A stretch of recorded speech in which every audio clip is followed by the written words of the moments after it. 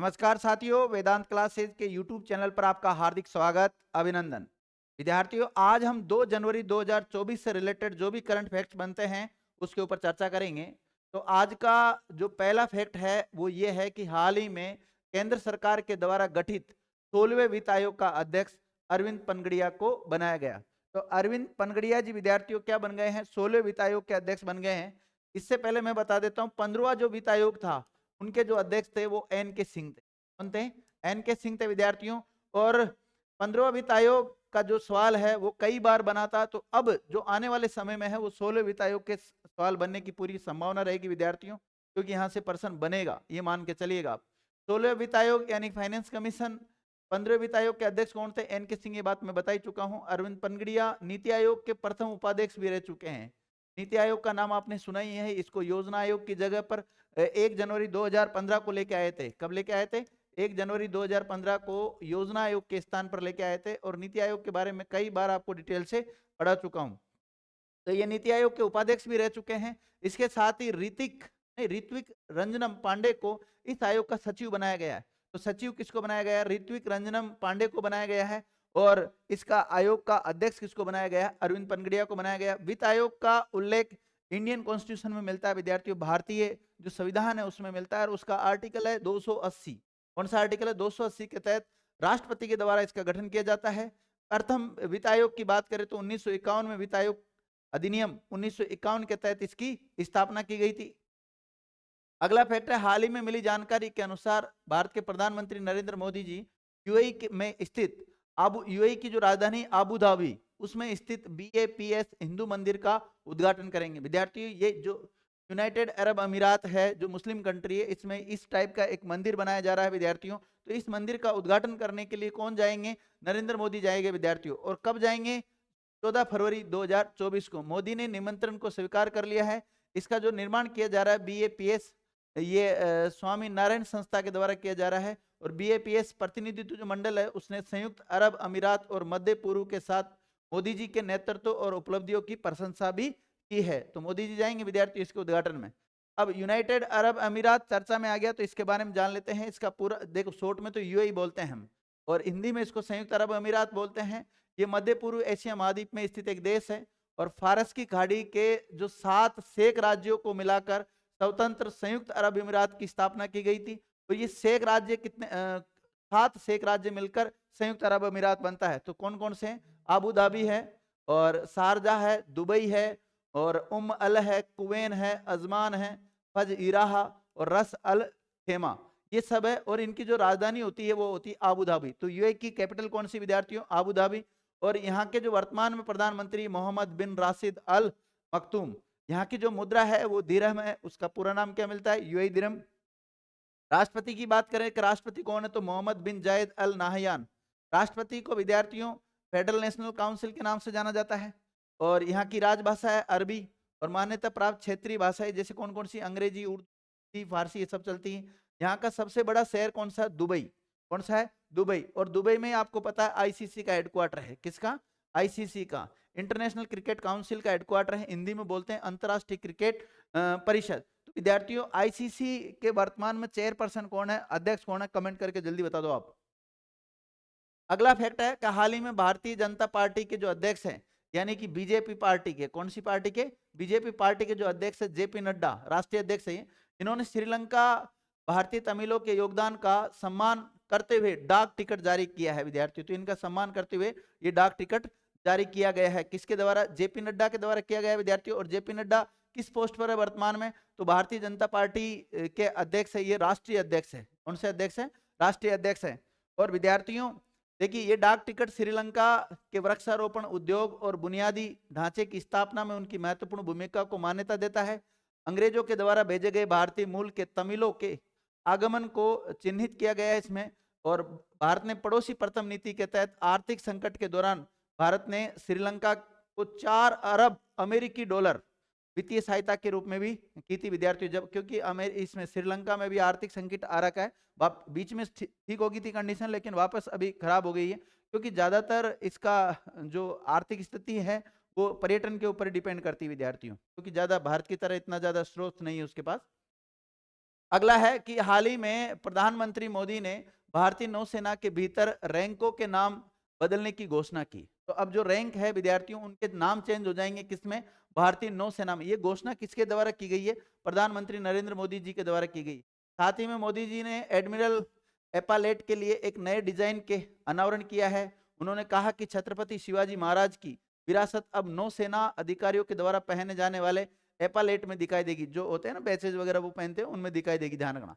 अब भारतीय नौसेना चर्चा में आ गया, इंडियन नेवी चर्चा में आ गया, तो इसके कुछ स्टैटिक पॉइंट है वो जान लेते हैं कि इसके वर्तमान में जो चेयरपर्सन है वो कौन है? एडमिरल। विद्यार्थी जो इसका हेड होता है उसको एडमिरल कहते हैं, और वो है आर हरि कुमार।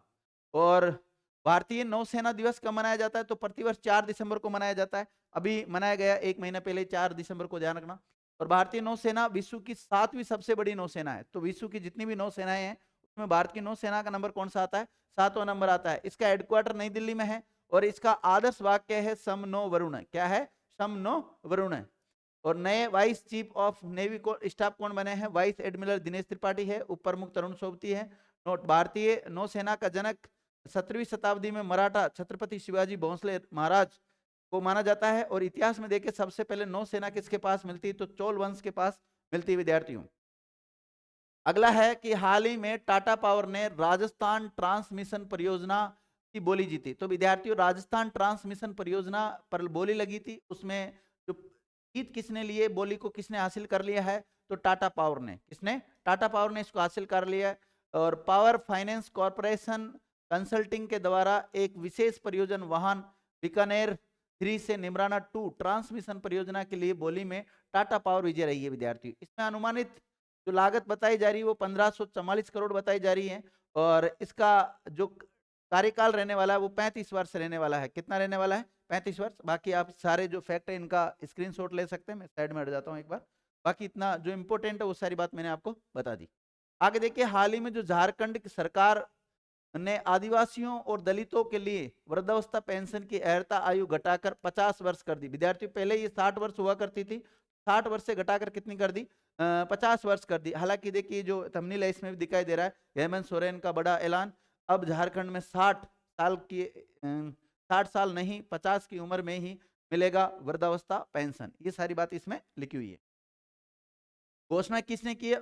मुख्यमंत्री हेमंत सोरेन के द्वारा की गई है। ये सारी बातें लिखा दी मैंने आपको। देखिए, अब झारखंड स्टेट चर्चा में आ जाता है तो झारखंड स्टेट के बारे में जान लेते हैं विद्यार्थियों। झारखंड 15 नवंबर 2000 को झारखंड का गठन हुआ था, बिहार से पृथक हुआ था। और कौन से नंबर का राज्य बना था? 28वें नंबर का राज्य बना था। तो आप मुझे कमेंट करके बताओ 26वें नंबर का राज्य कौन सा बना था? 26वें नंबर का राज्य कौन सा था? और एक ये बता दीजिए 29वें नंबर का राज्य कौन सा बना? और एक मेरा सवाल ये है कि वर्तमान में 29वें नंबर का राज्य कौन सा है? वर्तमान में 29वें नंबर का राज्य कौन सा है? ये कुछ सवाल है मेरे, आप जवाब जरूर देना। अगर सही गलत जो भी है बहुत बाद की बात है, लेकिन जवाब देने में चूकना मत। तो झारखंड को जंगल की भूमि भी कहा जाता है विद्यार्थियों, इसे बुश लैंड भी कहा जाता है। प्रथम मुख्यमंत्री जब यहाँ पर बने, क्योंकि जब झारखंड इसमें सन 2000 में बना, प्रत्यक्ष से राज्य बना, तो उस समय यहाँ के सीएम बने थे बाबूलाल मरांडी। और पहली बार जो राज्यपाल बने थे वो प्रभात कुमार बने। लेकिन वर्तमान में अगर बात करें इसकी राजधानी की, तो राजधानी रांची है और कर्क रेखा के पर स्थित है, ऊपर की तरफ है विद्यार्थियों। वर्तमान यहाँ के सीएम है हेमंत सोरेन और झारखंड मुक्ति मोर्चा पार्टी से संबंधित है ये।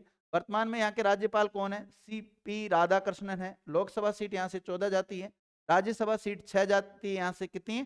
6 जाती है। और यहाँ विधानसभा की सीटें हैं 81, जिलों की संख्या 24 है। राज्य पशु भारतीय हाथी होता है, राज्य पक्षी एशियाई कोयल है, और राज्य वृक्ष साल है, राज्य पुष्प पलाश होता है यहाँ का।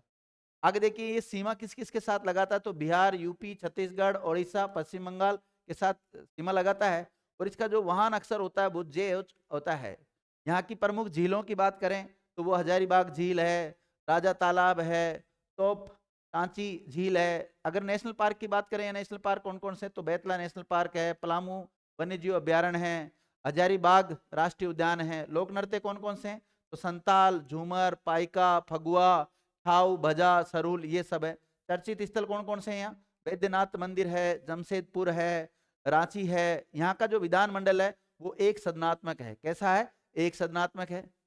अगला फैक्ट है कि हाल ही में ब्लूमबर्ग ने विद्यार्थी एक रिपोर्ट जारी की है। उस रिपोर्ट के अनुसार फ्रांसवा बेटनकोट मेयर्स 100 अरब डॉलर की संपत्ति वाली दुनिया की पहली महिला बन गई है विद्यार्थियों। तो सबसे अमीर महिला कौन बन गई है, इसका नाम क्या, ब्लूमबर्ग रिपोर्ट के अनुसार फ्रांसुआ बेटनकॉट मेयर्स। ठीक है, फ्रांसुआ मेयर्स दुनिया की सबसे बड़ी कॉस्मेटिक कंपनी लोरियल की होल्डिंग कंपनी टीटी अध्यक्ष है विद्यार्थियों। ये फ्रांकोइम माइज लोरियल ग्रुप के निदेशक मंडल के उपाध्यक्ष भी हैं। और फ्रांसो मेयर्स की जो मां ने भी 2017 में अपनी मृत्यु तक दुनिया की सबसे अमीर महिला का ताज अपने नाम किया था। और वहीं एलन मस्क का नाम देके हम, एलन मस्क अभी भी दुनिया के सबसे अमीर व्यक्तियों में काउंट होते हैं, ध्यान रखना।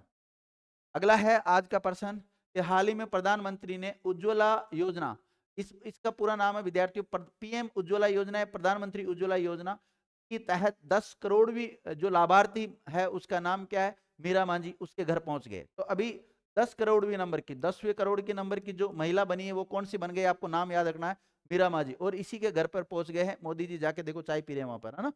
ठीक है, अब ये है कहां पर, ये तो अयोध्या में पहुंचे थे। अब इस योजना की बात करते हैं कि इस योजना में होता है क्या, प्रधानमंत्री उज्ज्वला योजना में। तो ये आपको दिखाई दे रही प्रधानमंत्री उज्ज्वला योजना, गैस सिलेंडर वगैरह दिखाई दे रहा है, मतलब इसमें सिलेंडर मिलता है। ठीक है, इसकी शुरुआत 1 मई 2016 को हुई थी विद्यार्थियों, काफी फेमस परियोजना योजना है। इसके जो शुरुआत की गई बलिया से की गई, और बलिया कहां पड़ता है, यूपी में। इस योजना के अंतर्गत गरीब महिलाओं को मुफ्त में गैस कनेक्शन दिया जाता है। अब तक 10 करोड़ से ज्यादा इस योजना का लाभार्थी पूरे देश में हो चुके हैं। और 10वें करोड़ के नंबर की जो महिला बनी उसका नाम क्या, मीरा मांझी। इससे इंपोर्टेंट है, ध्यान रखना, करंट में प्रश्न बन सकता है। आगे देखिए, हाल ही में एक रिपोर्ट के अनुसार भारत विश्व का दूसरा सबसे बड़ा इस्पात उत्पादक बन गया। तो स्टील के मामले में भारत का नंबर कौन सा आ गया विद्यार्थियों, दूसरा आ गया। तो पहले नंबर पे कौन सा, चाइना, पहले नंबर पे कौन सा, चाइना। दूसरे नंबर पे भारत है, ध्यान रखना। चाइना में देखें तो 53.9% स्टील का उत्पादन होता है, और भारत में देखें तो 6.6। तीसरा नंबर आता है जापान का 4.8% के साथ, और चौथा नंबर आता है विद्यार्थियों अमेरिका का 4.3, रशिया का 3.8, दक्षिण कोरिया का 3.5, जर्मनी का 2.0, तुर्की का 1.9, ब्राजील का 1.8% और ईरान का 1.6%। ध्यान रखना, ये कुछ आंकड़े हैं दुनिया के टॉप स्टील उत्पादक देश है, ध्यान रखना। तो भारत का कौन सा नंबर है स्टील उत्पादक में, दूसरा नंबर। तो ध्यान रखना दूसरा। और कितना करता है दुनिया का भारत उत्पादन, तो 6.6% करता है। तो पहले नंबर पे कौन है, चाइना। तो पहला पता होना चाहिए, भारत का पता होना चाहिए, ध्यान रखना। दो का तो पता रखना ही कम से। अगर भारत में देखें, भारत में सबसे ज्यादा स्टील का उत्पादन कहाँ होता है, उड़ीसा में, फिर उससे कम छत्तीसगढ़, झारखंड, महाराष्ट्र, कर्नाटक, पश्चिम बंगाल और गुजरात। ये तो घटता हुआ क्रम है, सबसे ज्यादा उड़ीसा में, फिर उससे कम छत्तीसगढ़ में, फिर झारखंड में, फिर महाराष्ट्र में। विद्यार्थियों, जो इंडियन ज्योग्राफी में आपका जो खनिज वाला चैप्टर है या जो उद्योग वाला चैप्टर है, उनमें इनको अपडेट कर लेना, ध्यान रखना। ऐसे जो करंट से अपडेट करना जरूरी होता है। तो हाल ही में आईएसए इस्पात कॉन्क्लेव 2023 का चौथा संस्करण आयोजित हुआ, उसमें ये रिपोर्ट निकल के आई। ये भारत के प्रमुख बुनियादी ढांचा इनपुट का उत्पादन वर्ष 2030 तक दोगुना कर 30 मिलियन टन प्रति वर्ष करने पर केंद्रित था। इसकी जो थीम है वो steel tapping the sustainable future, इसकी थीम थी। भारत ने वित्त वर्ष 2023 में 125.32 मिलियन टन कच्चे इस्पात का उत्पादन किया, और 121.29 मीट्रिक टन उपयोग के लिए तैयार किए गए इस्पात का उत्पादन किया। तो ये कुछ आंकड़े हैं, ये आंकड़े भी आपको याद होने चाहिए विद्यार्थियों। देखिए विद्यार्थियों, आज का जो मोटिवेशनल कोड है वो ये है कि जिंदगी में इंतजार नहीं, कोशिश कीजिए जनाब, क्योंकि इंतजार करने वालों को उतना ही मिलता है जितना कोशिश करने वाले छोड़ देते हैं। तो विद्यार्थियों, इंतजार मत करो, कोशिश करो। आपका लक्ष्य जो भी आपने डिसाइड किया आपको बहुत जल्दी मिल जाएगा, उसके लिए बहुत मेहनत कीजिए आप। थैंक यू मित्रों, आपने हमारा वीडियो देखा उसके लिए बहुत बहुत धन्यवाद।